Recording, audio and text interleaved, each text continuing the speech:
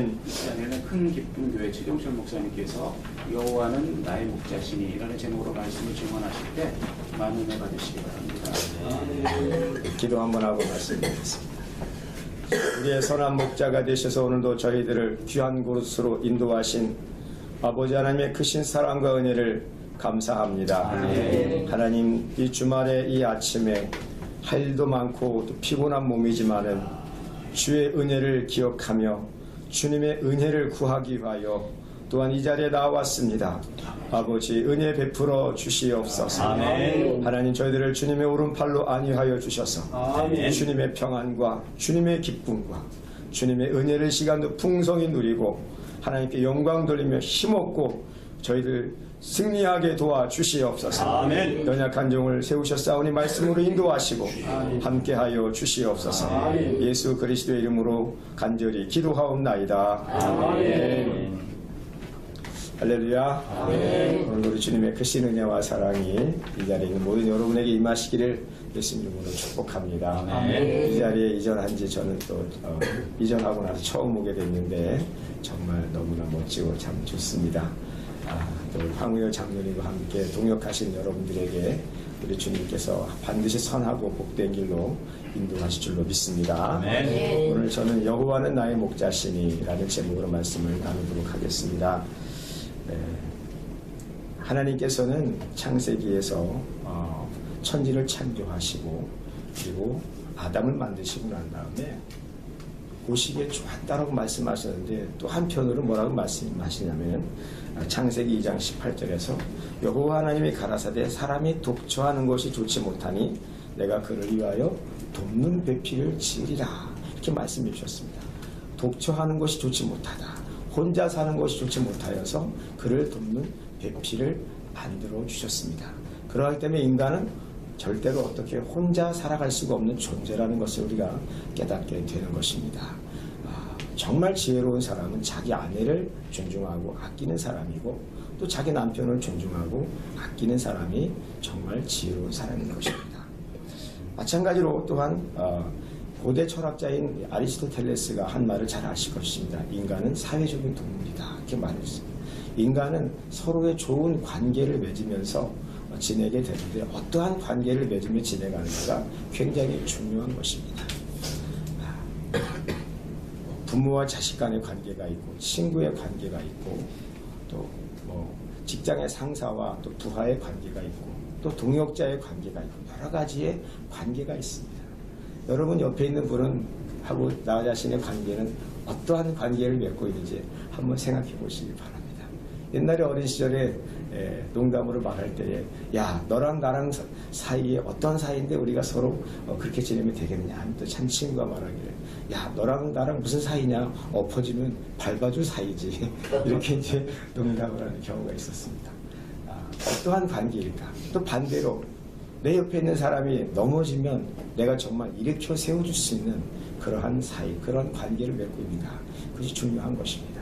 마찬가지로 신앙생활하는 우리들은 하나님과 나와의 관계를 어떠한 관계를 맺고 살고 있는가 이것이 굉장히 중요합니다. 그것은 내가 하나님을 어떠한 분으로 모시고 살고 있느냐 거기에 따라서 인생이 달라진 줄로 믿습니다. 성경에서는 하나님과 우리 믿는 성도의 관계를 여러 가지 모습으로 비춰주고 말씀해주고 있습니다. 첫 번째 보면은요, 하나님과 우리의 관계는 아버지와 자녀의 관계입니다. 그래서 로마서 8장 15절에서도 예수님께서는 그 사도 바울을 통해서 너희는 다시 무서워하는 종의 영을 받지 아니하였고 양자의 영을 받았으므로 아바 아버지라 부르짖느냐 이렇게 말씀해 주고 있습니다. 우리 하나님은 우리의 아버지가 되신 줄로 믿습니다. 그 다음에 또 우리 하나님과 우리는 어떤 관계이냐 주인과 종의 관계로 또한 맺어져 있습니다. 이사야 41장 8절 9절에 보면 그러나 나의 종 너 이스라엘아 나의 택한 야곱아 나의 봇 아브라함의 자손아 내가 땅 끝에서부터 너를 붙들며 땅 모퉁이로부터 너를 부르고 내게 이르기를 너는 나의 종이라 내가 너를 택하고 실어버리지 아니하였다 하였노라. 이렇게 우리를 종이라고도 부르시기도 하십니다. 그 다음에 또 하나님과 우리의 관계는 어떤 관계가 이루어지느냐 왕과 백성의 관계입니다. 왕과 백성. 이사야 10장 24절에 보면 주 만군의 여호와께서 가라사대 시온에 거한 나의 백성들아 아수르 사람이 애굽을 본받아 막대기로 너를 때리며 몽둥이를 들어 너를 칠지라도 그들을 두려워 말라. 나의 백성 야곱아, 나의 백성들아. 하나님은 우리를 백성이라고 말씀해주고 있고 하나님 우리의 왕이 되셔서 친히 통치하시고 친히 인도해 주시겠다는 것입니다. 아멘. 여러분, 하나님은 나의 왕이심을 믿으시기 바랍니다. 아멘. 그 다음에 또 어떤 관계입니까? 스승과 제자의 관계가 만들어지고 있습니다. 누가복음 14장 26절 27절에 보면 물은 내게 오는 자가 자기 부모와 처자와 형제와 자매와 및 자기 목숨까지 미워하지 않으면 너희 나의 제자가 되지 못하고 누구든지 자기 십자가를 지고 나를 쫓지 않는 자도 능히 나의 제자가 되지 못하리라. 스승과 제자의 관계입니다. 여러분, 예수님과 나와는 스승과 제자의 관계를 또 만들어갈 수가 있다는 것입니다. 그 다음에 또 어떤 관계가 있습니까? 친구라고 부르세요. 또 우리 예수님은 저희들 보고 친구로서의 삶을 살아가길 원하고 계십니다. 그래서 요한복음 15장 14절에 보면 너희가 나의 명하는 대로 행하면 곧 나의 친구라. 사람이 자기 친구를 위하여 목숨을 버리면 이에 더 큰 사랑이 없다고 주님 말씀하시면서 저와 여러분을 우리 예수님께서는 다른 관계가 아니라 친구로서의 관계를 맺어가기를 원하신다는 것입니다. 근데 오늘 특별히 또 성경에서 보면 일반적으로 가장 보편적으로 알려지는 관계가 무엇입니까? 목자와 양의 관계라는 것입니다. 목자와 양의 관계. 근데 이 말씀을 연구하면서 제가 깨달은 것이 있습니다. 우리 하나님은 삼위일체 하나님이라고 말씀해주고 있잖아요. 성부 하나님, 성자 하나님, 성령 하나님. 그런데 성부, 성자, 성령 하나님 모두가 다 우리의 목자가 되시는 것을 알 수가 있습니다. 여러분 잘 아시듯이 구약 성경에서는요, 하나님을 부를 때에 목자라고 표현하는 말씀이 얼마나 많이 나오는지 모릅니다. 대표적인 말씀으로 본문에 나오는 시편 23편의 말씀. 여호와는 나의 목자시니 내가 부족함이 없으리로다. 하나님을 목자라고 표현했습니다. 하나님을 목자라고 표현했습니다. 그 다음에 성부 하나님, 예수님. 자, 예수님 자신도 뭐라고 말씀하십니까? 요한복음 10장에서 보면 10장 10절에서 보면 도둑이 오는 것은 도둑질하고 죽이고 멸망시키려는 것뿐이요 내가 온 것은 양으로 생명을 얻게 하고 더 풍성히 얻게 하려는 것이라. 나는 선한 목자라. 선한 목자는 양들을 위하여 목숨을 버리거니와 삭구는 목자가 아니요 양도 제 양이 아니라 이리가 오는 것을 보면 양을 버리고 달아나나니 이리가 양을 물어가고 또 해치느니라. 스스로를 뭐라고 말씀하시냐면 선한 목자라고 이렇게 표현하고 계십니다. 그 다음에 성령님은 또 어떻게 표현하느냐? 성령님을 잘 아시다시피 성령님은 헬라어 원어로 파라클레토스라는 말을 사용하고 있습니다. 파라클레토스, 이 말은 한국말로 번역하면 보혜사라는 말을 쓰고 있습니다. 보혜사. 보혜사라는 말 많이 들어보셨죠? 보혜사. 보혜사라는 말은 대언자, 변호사, 또 중재자, 또 협조자, 대변자, 이러한 의미가 있습니다. 근데 예수님 자신도 이 성령님을 가르쳐서 보혜사라고 말씀하셨는데 참 신기한 것을 발견했습니다. 요한복음 14장 16절에 보면 이렇게 말씀해주고 있어요. 내가 아버지께 구하겠으니 그가 또 다른 보혜사를 너희에게 주사 영원토록 너희와 함께 있게 하리니 그랬습니다. 또 다른 보혜사. 자, 또 다른 보혜사는 뭐예요? 성령님을 말합니다. 성령님. 근데 보세요. 자, 또 다른 보혜사입니다. 자, 그러면 보혜사는 여기서 또 다른 보혜사는 누굴 말씀하시는 거예요? 성령님을 말씀하는 거죠. 그럼 또 다른이라는 말을 했으니까 그러면 다른 또 보혜사가 있어요, 없어요? 있다는 말씀이죠. 그럼 또 다른 보혜사가 누굴까요? 예수님 자신인 겁니다. 네. 예수님 자신이 보혜사가 되셔서 목자가 되셔서 우리를 인도하시고 내가 너희와 함께 있을 동안에는 너희의 목자, 너희의 보혜사의 역할을 했었지만은 내가 떠나가게 되면 또 다른 보혜사를 너희에게 보내주어서 그로하여 너희를 돌보고 지키고 너희와 함께 하겠다고 우리 예수님께서 말씀해주고 계시는 겁니다. 사랑하는 여러분, 예수님은 또 우리 성령님은 우리의 목자이시고 선한 분이심을 믿으시기 바랍니다. 아멘. 이렇게 1절에서 보게 되면 대전제로서 여호와는 나의 목자시니 내게 부족함이 없으리로다. 이 대전제의 말씀인 것입니다. 그 다음에 2절과 3절과 4절과 5절에서는 뭐예요? 선한 목자로서 우리에게 목자 되신 하나님께서 우리를 어떻게 돌보시고 인도하시냐는 말씀이 본론적인 말씀이 나오게 되고, 그 다음에 결론적인 말씀으로 또 마지막 부분에서 나의 선하심, 나의 평생의 선하심과 인자하심이 반드시 나를 따르리니 내가 여호와의 집에 영원히 살리리다. 결론적인 부분인 것입니다. 하나님이 나의 선한 목자이시니 내가 영원히 여호와의 집에 거하리로다. 여러분, 그러면 우리 하나님은 우리의 선한 목자이신데 선한 목자로서 우리의 삶을 어떻게 인도하시는지 한번 다 같이 보도록 하겠습니다. 먼저 2절 말씀 한번 같이 보겠습니다. 그가 나를 시작. 그가 나를 푸른 풀밭에 이르시며 쉴만한 물가로 인도하시는도다. 아멘. 이제 여름 무더운 날씨에 휴가를 다녀오신 분도 계실 테고 다녀오지 못한 분도 계실 겁니다. 저는 다녀오지 못했습니다. 왜냐, 요즘 저희가 또 교회를 이전하고 있거든요. 지금은 처음에 연수동에 지하에 개척을 했다가 또 옥년도에 그 소방서 옆에 커다란 그 예수재단 기도원의 그 자리를 사실 비싼 임대료를 내고 들어가서 3년 동안 제가 월 350을 내면서 버텨냈습니다. 사실 버텨낸 겁니다. 성도가 지금 현재 몇 명이냐? 한 20여 명 됩니다. 근데 월세 350만 원을 매달마다 내면, 근데 제가 사실은 그 건물이 좋아서 갔던 게 아닙니다.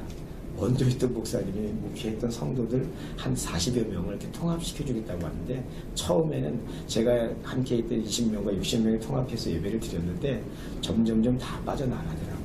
또 그 목사님과 또 그분이 함께 있던 권사님하고 뭔가 사이가 확 틀어지면서 성도들이 다 빠져나가게 돼가지고 한 20여 명밖에 남지 않더라고요. 그래서 이제는 그래도 하나님께서는 은혜를 부어주셔서 정말 좋은 일꾼들을 몇 명을 하나님께서 저희들에게 붙여주셨습니다. 그것이 저에게는 우리 교회의 큰 소득인 것입니다. 그래서 이제는 더 이상 미련을 둘 필요가 없다 생각을 하고 동춘동에 그 대우 3차 아파트의 지하 한 40평을 임대로 얻었습니다.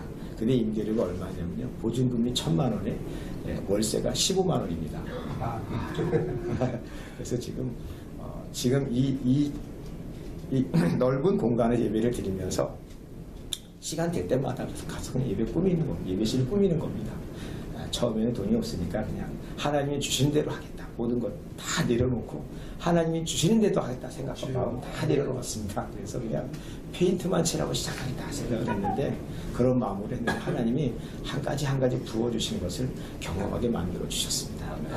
그가 나를 푸른 풀밭에 두이시며 쉴만한 물가로 인도하시는도다.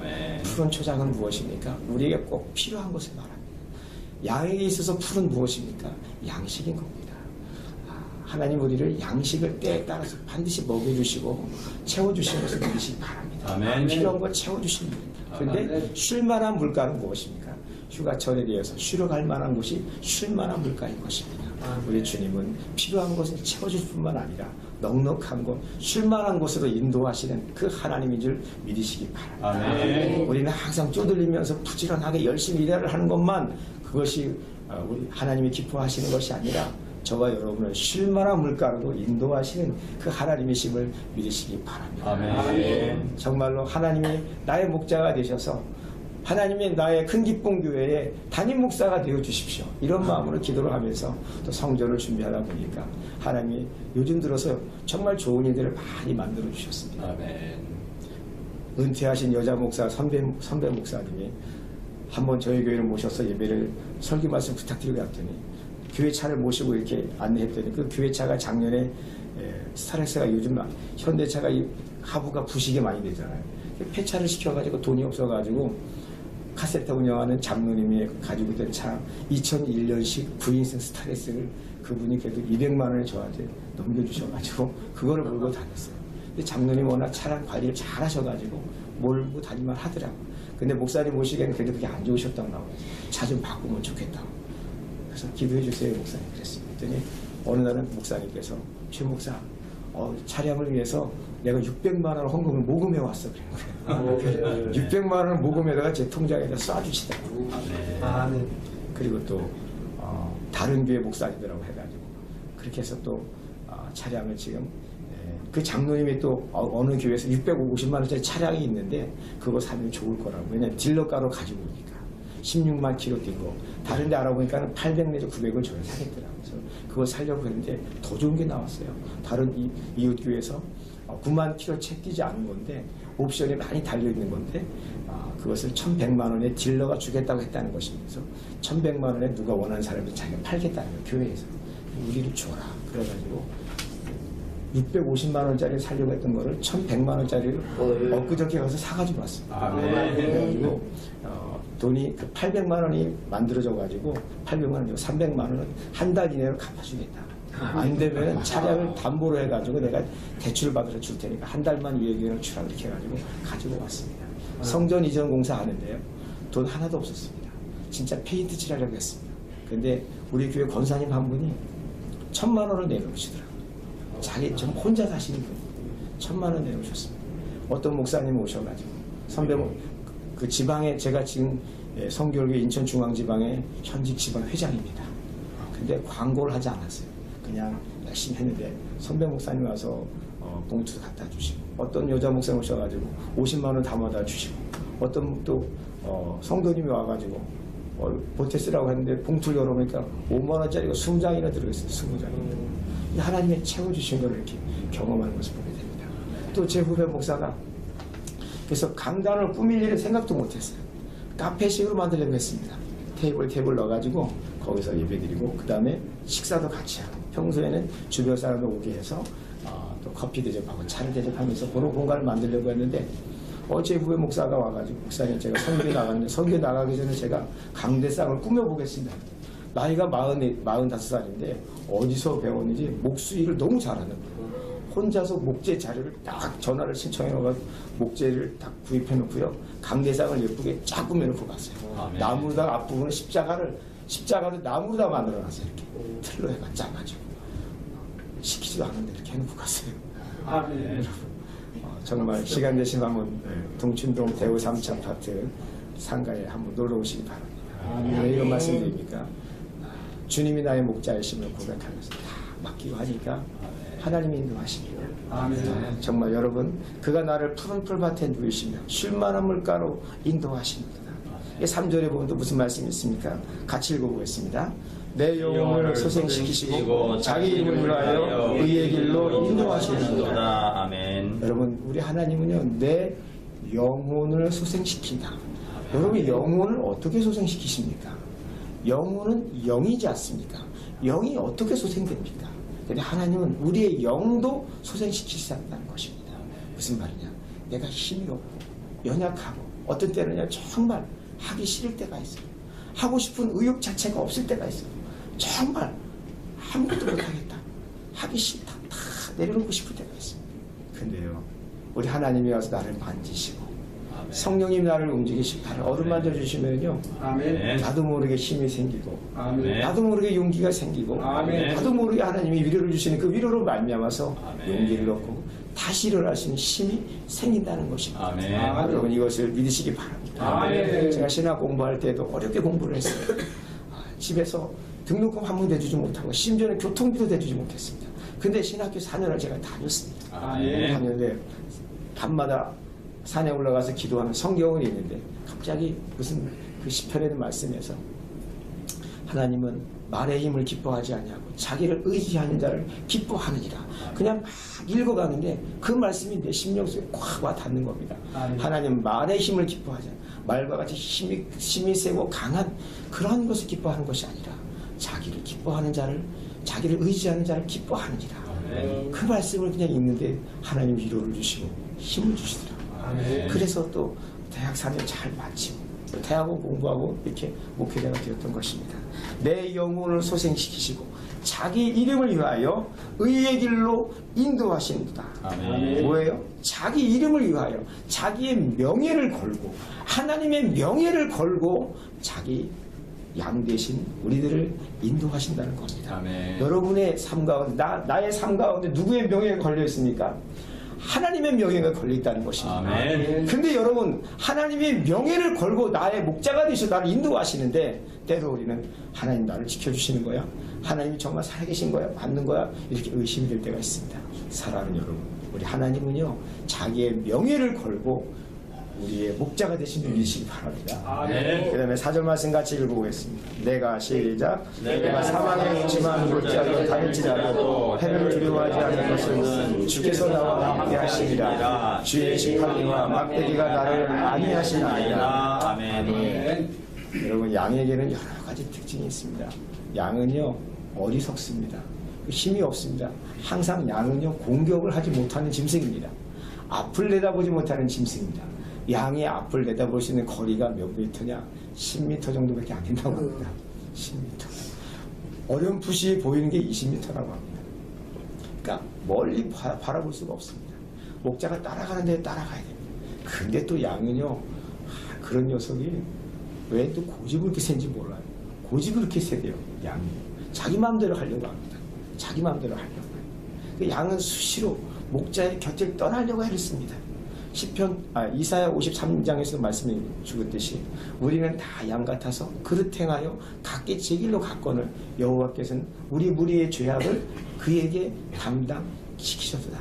우리는 그릇 행하여 양의 속성이 뭐예요? 그릇 행하고 각기 제 길로 가요. 그냥 각기 제 길로 가요. 여러분 저도 목사임에도 불구하고 내 마음대로 가려고 하는 부분이 얼마나 많이 있는지 몰라요. 근데도 하나님 우리 선한 목자가 돼서 우리를 인도하십니다. 내가 사망의 음침한 골짜기를 다닐지라도 양은요 목자를 벗어나는 것이 좋은 거로 생각하는 거예요. 그래가지고 사망의 음침한 골짜기인지도 모르고 막 다니는 겁니다. 근데 어떻게 해요? 목자에게는 지팡이와 막대기가 있습니다. 아멘. 근데 여러분 그 지팡이는 뭐냐면요 방향을 지시해주는 역할을 해줘요.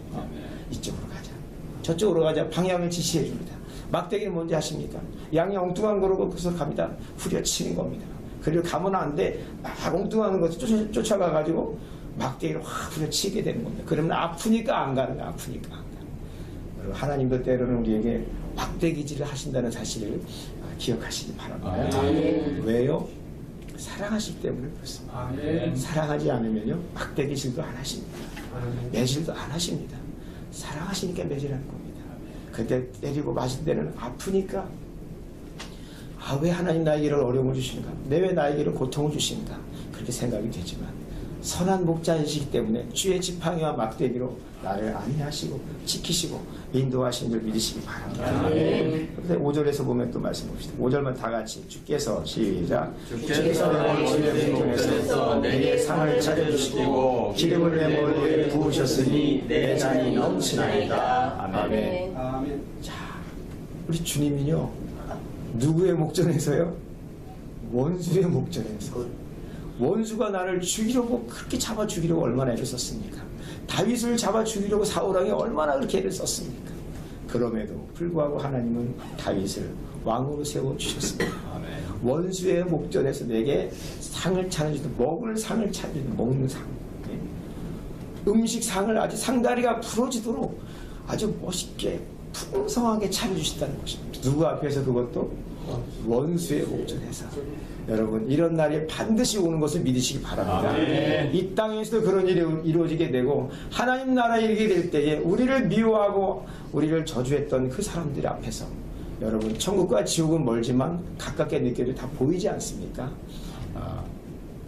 부자와 나사로가 이렇게 갈라져서 보였듯이 그러하기 때문에 그들이 보는 앞에서 우리 하나님께서는 좋은 상을 차려주시고 기쁨의 날을 우리에게 허락하시는 것을 믿으시기 바랍니다. 이번에 소망을 두는 자 되기를 축복합니다. 그리고 뭐예요? 내게 기름을 내 머리에 부으셨으니 내 잔이 넘치나이다. 기름으로 내 머리에 부으셨다. 양에게 여러분 기름을 붓습니다. 소용이 있을까요? 없을까요? 사실 가치가 없게 여겨집니다. 그런데 양에게 목자는요 그 기름병을 가지고 다닌다고 합니다. 무슨 기름병이냐? 감람유, 올리브유 기름병을 가지고 다닙니다. 그래서 이 올리브유는 굉장히 여러 가지 쓰이는 거 아시죠? 향료로도 쓰이고 음식 만들 때도 음식 만들 때도 쓰이고 또 그 연료로도 쓰잖아요. 램프 같은 거 킬 때도 기름으로 쓰이고. 그런데 또 올리브유를 이렇게 머리나 몸에 바르게 되면요 그 나쁜 그 곤충들이 벌레들이 덤비지를 못한다고 합니다. 그래서 머리에 양의 머리 몸에다가 그 기름을 발라주면 그 중동지방에 그 독한 그 모기나 파리나 이런 벌레들이 덤벼들 때에 양에게 발라주게 되면 그 덤벼들지 못하고 보호가 된다는 것입니다. 그래서 기름을 내 머리에 부으시니 내 잔이 넘치나이다. 기름을 내 머리에 부으세요. 그리고 또 그 기름을 언제 부으십니까? 임직을 할 때, 취임할 때에. 그래서 메시아라는 말, 같은 말인 또 히브리어 헬라어로 같은 말이 그리스도라는 말이 사용되죠. 구약 성경에서는 메시아, 신약 성경에서는 그리스도, 같은 뜻입니다. 같은 말인데 그것이 바로 기름 부음 받은 자라는 것입니다. 누구에게 기름 부음 줍니까? 왕에게, 선지자에게 제사장이 임직식을 할 때에 기름을 부어서 임직식을 시킵니다. 그런데 하나님이 그들에게, 하나님의 백성에게 어떻게 해요? 선한 목자가 된 주님께서 기름으로 내 머리에 부으셨다는 것은 우리를 왕처럼 쓰시고 우리를 선지자처럼 쓰시고 우리를 제사장처럼 쓰기 위해서 우리에게 기름을 부으시는 것을 믿으시기 바랍니다. 날마다 성령의 기름 부으심으로 풍성하게 채워주시고 기름 부으심으로 함께 하심으로 내 잔이 넘치나이다. 여러분, 그런 역사가 날마다 이루어질 간절히 축복합니다. 우리 하나님은 그런 분이십니다. 그런 은혜의 선한 목자이십니다. 그래서 정말 6절에 있는 말씀 같이 한번 봉독해보고 결론 드리겠습니다. 내 평생에 시작. 내 평생에 선하심과 인자하심이 반드시 나를 따르리니 내가 여호와의 집에 영원히 살리로다. 아멘. 언제요? 내 평생. 하나님은 평생 동안 나를 지켜주십니다. 아멘. 사람들은 때로는요, 좋을 때는 좋았다가도요, 좀 기분이 안 맞으면 떠나갑니다. 제가 볼 때에 우리 보수 야당에 있던 분들이 아마 많이 떠나가는 그러한 경험을 하지 않았을까, 그런 생각을 하게 됩니다. 자리를 지키는 자들, 여러분, 그런 사람이 진짜 선한 자가 아니겠습니까? 근데 우리 하나님은요, 내 평생의 선하심과 인자하심이 반드시 나를 따르리니. 여러분, 내가 하나님을 곁을 떠나는 것이지 하나님이 나를 떠나지는 않습니다. 여러분, 자식이 부모를 버리지 부모가 자식을 버리는 법은 그렇게 많지 않습니다. 요즘의 세대에 와서 부모도 자식을 버린 일이 많이 있긴 하지만은 여러분, 부모는 자식을 웬만하면 버리지 않습니다. 마찬가지로 하나님은 저와 여러분을 버리지 아니하십니다. 아멘. 평생 동안 지켜주시고 함께 하십니다. 평생 동안 선한 목자 우리를 인도해 주고 계십니다. 아멘. 그분을 의지하시고 그분을 믿으시기 바랍니다. 아멘. 여러분, 정말 하나님을 나의 선한 목자로 인정하시기 바랍니다. 아멘. 그럴 때에 내가 여호와의 집에 영원히 살리로다. 아멘. 여러분, 이 시는 어떻게 쓰여졌느냐? 사실 이 다윗이 자기 아들 압살롬에게 그 배반을 당하고 쫓겨나는 신세가 당하게 되잖아요. 그리할 때에 내가 가고 싶은 곳이 어디야? 고향. 그리고 특별히 가고 싶은 곳이 어디냐? 성전에 머무르고 싶은 그 마음. 그래서 어떻게 해요? 내가 여호와의 집에 영원히 살리로다. 이 말은요, 여호와의 집 성전에 법궤가 있는 그 하나님의 집에 내가 가고 싶은 마음이 간절하다는 것입니다. 근데 그 내면 속에는 무엇이 또 숨겨져 있느냐? 자기의 고향이 거기 있잖아요. 요단강을 건너서 지금 죽을까 붙잡히기만 하는 죽을 위험에 처했을 때에 내가 여호와의 집에 있다는 그 자체는 하나님 나를 지켜주신다는 말씀이고, 내 고향에서 살 수 있다고 하는 내면의 암시가 다윗의 심령 속에 깔려 있는 겁니다. 내가 여호와의 집에 영원히 살리로다. 여러분, 내가 이런 마음, 선한 마음으로 제가 하나님 집에 영원토록 살겠습니다. 하나님의 집을 내가 지키며 살겠습니다. 이러한 마음을 갖게 될 때 하나님께서는 우리 또한 선한 목자가 되셔서 저와 여러분을 지켜주시고, 또 심지어는 우리의 대신에 십자가에 달려 죽기까지 사랑하시고 선한 목자 된 그 주님이 계신다는 사실을 믿고 여러분 당당하게 승리하며 당당하게 이 땅에서 주의 뜻을 이루어가는 우리 사랑하는 믿음의 백성들, 하나님의 양식을 예수님 이름으로 축원합니다. 기도하겠습니다. 하나님 아버지, 선한 목자가 되셔서 우리를 지켜주시고 인도하시니 감사합니다. 여호와는 나의 목자시니 내게 부족함이 없으리로다. 하나님, 그럼에도 불구하고 나는 여전히 부족하다고 생각해요. 여전히 불만과 불평이 많았음을 고백합니다. 주님, 용서하여 주시옵소서. 이제 하나님이 나의 목자가 되셨으니 내가 불평하지 않고 내가 풍성한 가운데 있음을 믿으며 목자 되신 주님을 날마다 따라가며 아버지 앞에 신실하게 살아가는 우리 양이 되어지게 도와주시고 아멘. 또 양이 아버지 또 이스라엘 백성의 번제물을 드릴 때마다 제물로 쓰여졌듯이 또 하나님 말씀에 순종한 그런 양의 순종의 모습과 같이 날마다 순종하며 제물과 같은 희생의 제물이 되어서 주님을 위해 쓰임받는 우리의 삶이 되어줄 수 있도록 함께하여 주시옵소서. 아멘. 주께 감사와 찬양을 드리며 예수 그리스도의 이름으로 기도하옵나이다. 아멘.